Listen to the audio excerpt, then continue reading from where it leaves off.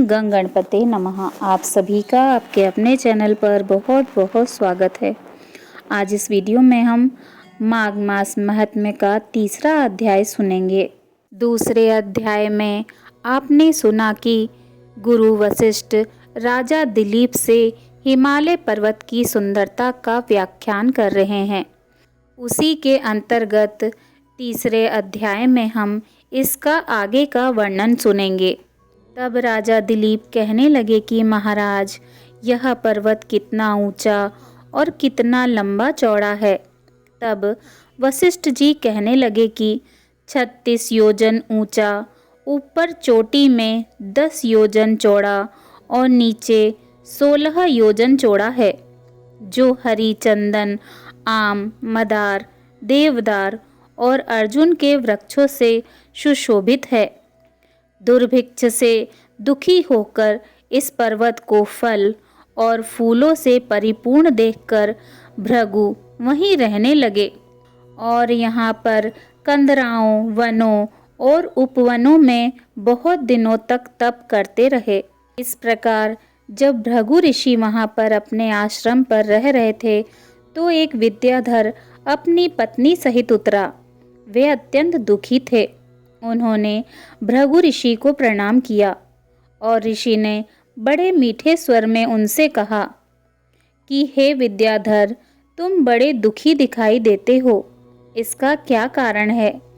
तब विद्याधर कहने लगा कि महाराज, पुण्य के फल को पाकर, स्वर्ग पाकर तथा देवतुल्य शरीर पाकर भी मेरा मुख व्याघ्र जैसा है।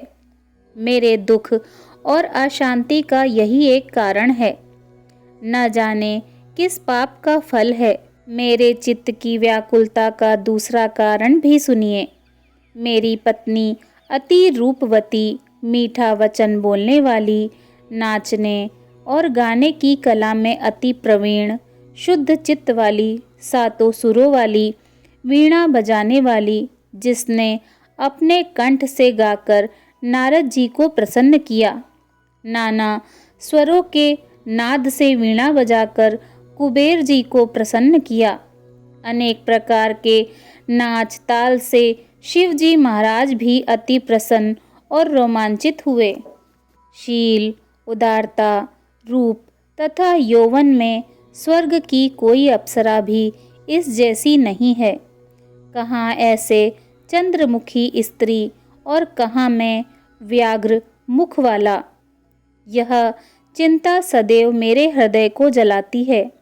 विद्याधर के ऐसे वचन सुनकर तीनों लोकों की भूत, भविष्य और वर्तमान की बातें जानने वाले तथा दिव्य दृष्टि वाले ऋषि कहने लगे कि हे विद्याधर, कर्म के विचित्र फलों को प्राप्त होकर ज्ञानी पुरुष भी मोह को प्राप्त हो जाते हैं। मक्खी के पैर जितना विष भी प्राण लेने वाला हो जाता है। छोटे छोटे पापों का फल भी अत्यंत दुखदायी हो जाता है। तुमने माघ मास की एकादशी का व्रत करके द्वादशी न आने तक शरीर में तेल लगाया, इसी पाप कर्म से व्याघ्र हुए। एकादशी के दिन उपवास करके द्वादशी को तेल लगाने से राजा पुरुरवा ने भी कुरूप शरीर पाया था। तब वह अपने कुरूप शरीर को देखकर दुखी होकर हिमालय पर्वत पर देव सरोवर के किनारे पर गया। प्रीतिपूर्वक शुद्ध स्नान कर कुशा के आसन पर बैठकर भगवान कमल नेत्र, शंख चक्र गदा पद्म के धारण करने वाले, पीतांबर पहनने वाले, वनमाला धारण किए हुए भगवान विष्णु जी का चिंतन करते राजा पुरुरवा ने 3 मास तक निराहार रहकर भगवान का चिंतन किया।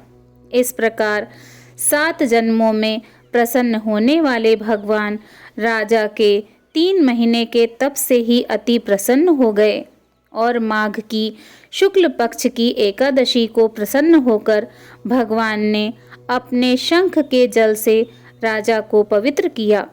भगवान ने उसके तेल लगाने की बात याद दिलाकर सुंदर देवताओं सा रूप दिया, जिसको देखकर उर्वशी भी उसको चाहने लगी और राजा कृत्य कृत्य होकर अपनी पुरी को चला गया। भृगु ऋषि कहने लगे कि हे विद्याधर, इसलिए तुम क्यों दुखी होते हो? यदि तुम अपना यह राक्षसी रूप छोड़ना चाहते हो तो मेरा कहना मानकर जल्द ही पापों को नष्ट करने वाली हेमकूट नदी में माघ में स्नान करो, जहाँ पर ऋषि सिद्ध देवता निवास करते हैं। अब मैं इसकी विधि बतलाता हूँ। तुम्हारे भाग्य से माघ मास आज से 5वें दिन ही आने वाला है। पौष शुक्ल एकादशी से इस व्रत को आरंभ करो। भूमि पर सोना, जितेंद्रिय रहकर दिन में 3 समय स्नान करके महीना भर निराहार रहो। सब भोगों को त्याग कर तीनों समय भगवान श्री हरि विष्णु जी का पूजन करो। जब तुम द्वादशी को भगवान शिव जी का स्तोत्र और मंत्रों से पूजन करोगे तो तुम्हारा मुख देखकर सभी चकित हो जाएंगे और तुम अपनी पत्नी के साथ सुखपूर्वक क्रीड़ा करोगे। माघ मास के प्रभाव को जानकर सदा माघ में स्नान करो। पाप दरिद्रता से बचने के लिए मनुष्य को सदा यत्न से माघ मास का स्नान करना चाहिए।